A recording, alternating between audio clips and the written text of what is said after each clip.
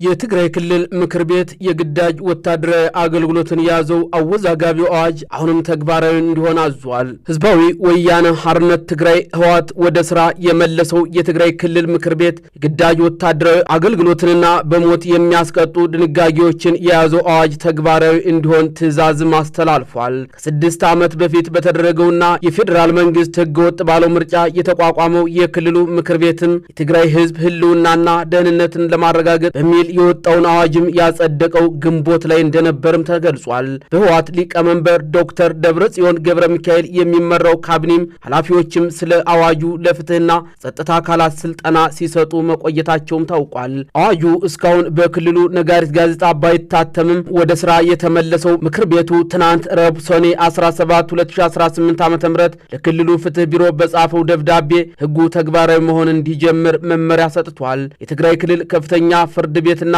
ፖሊስ ኮሚሽን ግልባጭም ተጠቅሷል። አፈ ጉባኤዋም በደብዳቤያቸው በባለፈው ጉባኤያችን የጸደቀው 46 ገጽ የያዘ የህዝብ ትግራይ ህልውናና ደህንነት አዋጅ በነጋሪት ጋዜጣ እስኪታተም ድረስም በጊዜያዊነት እየሰራችሁበት እንድትቆዩ እናሳስባለንም ብለዋል። የክልሉ ምክር ቤት ተግባራዊ እንዲሆን የወሰነው ይህ አዋጅም ከክልሉ ፖለቲከኞችና ዓለም አቀፉ የሰብአዊ መብቶች ተቋም ሂውማን ራይትስ ጋር ተቃውሞ ደርሶበታል። ሂውማን ራይትስም ማክሰኞ ሰኔ 16 ቀን ባወጣው መግለጫም ህጉን ጨቋይ ሲል ገልጾታል። አዋጁ የትግራይ ክልል ባለስልጣናት ሰዎችን ለወታደራዊ አገልግሎት የሚያስገድዱበትና ተቃዋሚዎችን ለመቅጣትም የሚያስችል ሰፊ ስልጣን የሚሰጥ እንደሆነም ገልጿል። አዋጁ ግልጽ ያልሆነና እጅግ የሰፋ ቋንቋ መጠቀሙን የገለጸው ዓለም አቀፉ የሰብአዊ መብቶች ተቋምም ለተለያዩ ጥፋቶች እስራትንና የሞት ቅጣትንም ደንግጓልም ብሏል። በዚህ በአዋጁ ላይ እስከ ሞት ድረስ እንደሚያስቀጡ ከሰፈሩት የወንጀል ድርጊቶች አንዱ በጦርነት ጊዜ በመሰረተ ልማት በህዝብና በመንግስት ተቋማት ላይም የሚደርስ ጉዳት ብሎታል። ከጠላት ጋር መተባበርና የሚስጥር ማሹለክ እንዲሁም በባለስልጣናት ወይም በትግራይ ሰራዊት ላይም ጉዳት ማድረስም እስከ ሞት የሚያደርስ ቅጣት ያስፈርዳሉ ተብሏል። በትግራይ ሰራዊት ላይ በማንኛውም መንገድ ፕሮፓጋንዳ ማካሄድ እንዲሁም የትግራይ ተወላጆችን ለጠላት መመልመልና የትግራይ ጦር እንዲከዱ ማነሳሳትም እስከ ሞት ድረስ ከሚያስቀጡ ጥፋቶች መካከል ተጠቅሷል። በተጨማሪም አዋጁ እድሜና ጤና የሚፈቅድለት ማንኛውም የትግራይ ተወላጅ የክልሉ መንግስት ቀርብለትን የክተት ጥሪ ተቀብሎ የመሳተፍ ብሔራዊ ግዴታ እንዳለበትም ደንግጓል።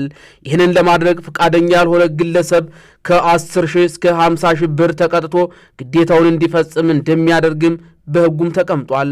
አዋጁ ወደ ኋላ ተመልሶም የትግራይ ጦርነት ከተጀመረበት ከጥቅምት 24 2013 ዓ.ም አንስቶም በተፈጸሙ ድርጊቶች ላይ ጭምር ተግባራዊ እንዲሆን መግለጹም መሰረታዊ የህግ አወጣጥ መርህን ይጥሳል የሚል ትችት እንዲነሳበትም አድርጓል። በህወሓት ሊቀመንበር ዶክተር ደብረጽዮን አማካኝነት የክልሉ ምክትል ፕሬዝዳንት ሆነው የተሾሙት አማኑኤል አሰፋ ግን ከሰሞኑ ስለ አዋጁ በተሰጠው ስልጠና ላይም ባደረጉት ንግግር ህጉ ገና በሂደት ላይ እያለ የማጠልሸት ዘመቻ ተከፍቶበታል ሲሉም ጠቅሰዋል። የአዋጁ ድንጋጌዎች መታየት ያለባቸው በመደበኛው ሁኔታ ውስጥ እንዳልሆነ የተናገሩት አማኑኤልም መታየትና መተርጎም ያለበት በተጨባጭ የህልውና አደጋ ውስጥ ያለን ህዝብ ለማዳን ከሚደረገው ትግል አንጻር ነው ማለታቸውን የክልሉ ፕሬዝዳንት ጽሕፈት ቤት ማሳውቋል።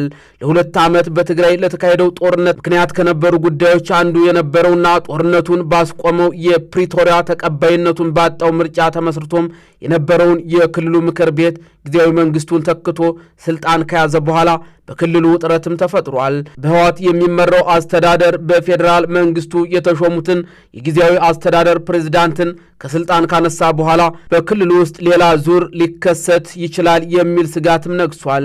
የፌዴራል መንግስቱና ህወሓት ጦርነት ለመጀመር በመዘጋጀት እየተካሰሱ ሲሆን ባለፉት ወራት በትግራይ ውስጥም የግዳጅ ወታደራዊ ምልመላ እየተካሄደ ይገኛልም ሲል ይኸው መረጃ አክሏል።